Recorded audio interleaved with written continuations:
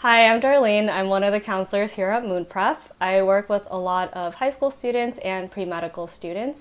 And today we are here with Richard, and we're going to learn a little bit about his journey getting an acceptance to medical school.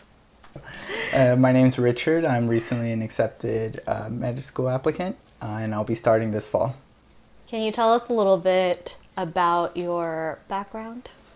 Yeah, so I went to UC San Diego. I graduated in 2020. I then did a post-bac at UC San Diego. I graduated that in 2021, and then I decided to apply for that upcoming med school cycle, and now I'll be in MS1 starting in August. What did you do in your gap year? In my gap year, I studied for the MCAT. I took that in May of 2022, right before my app cycle. And in the meantime, I also worked as a medical scribe and as an anesthesiologist assistant. What kind of mentorships did you have during this process? Throughout the process, I had three main mentors. One was an anesthesiologist I worked alongside for a very long time. One was my UCSD post-bac advisor who sat on the admissions committee, and he was a very big help. And lastly, yourself, who helped me a lot with the writing for my application. Did you feel like mentorships were a big part of your whole pre-med journey? I would say they were very vital. I was a first generation student, so going into college in itself was pretty new to me. I really had no real guidance, so I was pretty lost my first 2 years. The minute I found some kind of guidance and mentorship, it made a big difference, especially in my academics, especially in my extracurriculars, really helped me develop a theme for my app and really find my way into why I would want to do medicine. In terms of the application, the biggest part was just finding a way to tell my story. So this is where I feel like Moon Prep really came into very handy. They really did a good job of really showing me how I can tell my story and really tell admissions committee why I would be a great candidate. Yeah, I think even for myself, like mentorships were always such a big thing, and I also don't have family who is in medicine, and so I feel like that's kind of the biggest thing is finding good mentors early on. Can you tell us how many schools you applied to and how many times you applied? Yeah, so luckily I got into med school my first time around. I applied to 51 schools in total, 35 MD and 16 DO schools. That's a lot of schools. Yeah, yeah. I was told to apply broadly as possible. Med school admissions is pretty, I wouldn't say like the wild, wild west, but it's pretty unknown. It could go many different ways. Yeah, definitely. And a lot of the trends we're seeing too are you could have low scores but still get in, and then you can have high scores and not hear back at all. And so it's really about putting your best foot forward when you're applying to these things. What challenges did you think that you were going to face when you applied this cycle? Yeah, so I took my MCAT a little later. I would say I believe it was May 27th. So getting my score back a little later in the cycle was June 27th. And then by that time, I would prepare my application, as I was unsure if I had to retake the MCAT. Most advisors will tell you apply as soon as the app cycle opens. So that's a challenge in itself, as I felt like I was already behind the cycle. I did have lower stats compared to most, I guess, of the averages of the med schools. So I felt like I was behind the curve. I was fighting an uphill battle the whole time. Just getting into school is if they can't look past the numbers. So if you knew that this was going to be kind of a challenge, why did you still choose to apply? Well, I knew the rest of my application was very solid. When I say I did have lower stats, I would say my first 2 years of college, when I did have no guidance, where I did struggle academically, third and fourth year after I found mentorship, I did have a great uphill trend. And knowing that grades were going to be a factor I needed to overcome, I decided to do a post-bac. I was fortunate enough to receive a 3.9.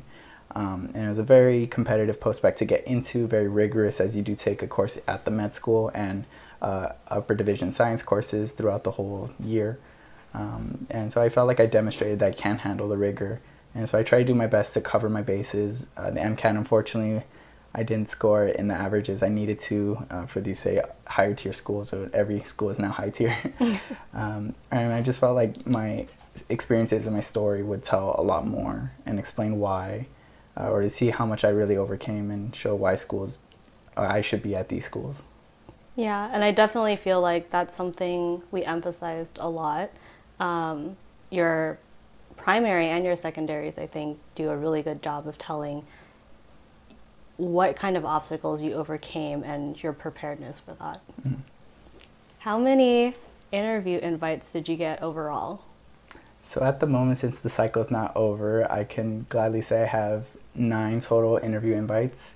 I believe it was 5 DO and 4 MD, which did surprise me, as I knew my scores weren't at the averages of these MD schools I got these invites for. DO, I knew I was a very friendly applicant numbers wise, but I was glad to see that these MD schools gave me the opportunity to interview. Were you surprised by any of the interview invites? I was surprised mainly from all the MDs, just because I knew what these averages were, and I knew I was fighting that uphill battle, and I was very fortunate to get these interview invites, and they did read my app, and they did tell me during these interviews that they really enjoyed my story, and they just wanted to hear more from me. The most surprising one was UCSD.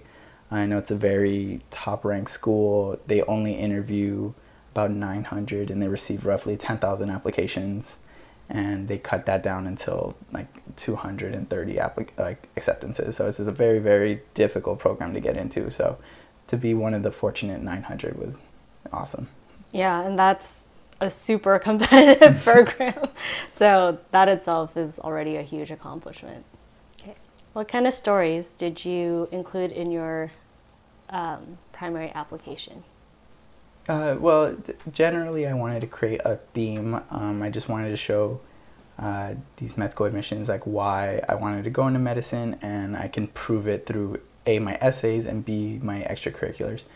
So 2 main themes I wanted to follow was I wanted to give back to Hispanic communities that I grew up in. So I was fortunate to know Spanish, so I'm able to do a lot of translating work, and any jobs that I did have, I was able to interact with a bunch of Spanish-speaking families. Second, I wanted to give back to the special needs community. My brother does have autism, and he's near and dear to my heart. I would do anything for him, and I did various activities that involved helping special needs kids or adults. And I just wanted to show those 2 main stories in my primary app, and then show them rather than tell them through my extracurriculars. So I wanted to create that general theme. Yeah. When I read your stories, I feel like your passion definitely came across, and that's something I always tell people to highlight. It's always hard, right? Thinking about, what makes you a unique candidate, and sometimes it's things that are just close to, or just, values that are important to you. And I think that was very well demonstrated in your application. How did you feel when you got your first invite? I was very surprised. It did feel pretty early in the cycle. It was, I believe, November 6th. I think that's when I received my first interview invite. And I interviewed November 20th, and then I got an acceptance about a week later. So it was a very fast turnaround. So altogether, it was a bit of a surprise to hear back so fast, as I've heard these stories of schools not getting back to you for a very long time, and even after you receive an interview, hearing your acceptance or just rejection a lot later. So I was just very, very surprised. I knew I was a great candidate, but just hearing back from schools was a very surprising thing, because I've never gone through this before. Okay. And how did you prepare for your interviews? Yeah, 2 main ways. One, I read a book that was sent to me by you, or through Moon Prep. Very, very great book. It really showed me how to, answer in a certain way, like have a way to respond to any type of question rather than just memorizing a certain question. Like if I'm throwing something I'd never prepared for, I would at least know a structure on how to answer it.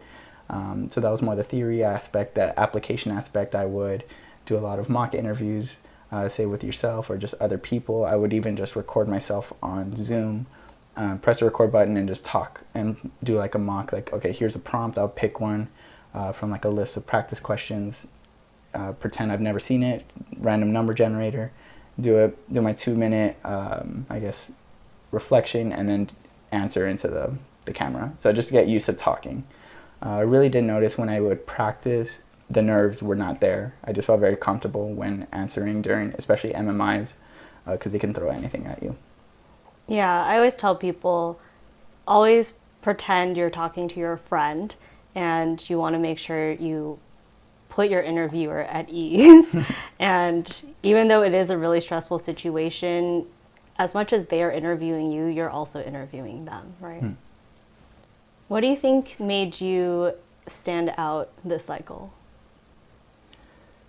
The way I told my story, I think that's what made me stand out. Although I thought any and all experiences I've gone through was pretty unique to me. I know a lot of people share, I guess, a background similar to mine, growing up in, say, a Latino community, Hispanic community, growing up speaking Spanish. That's a very common thing.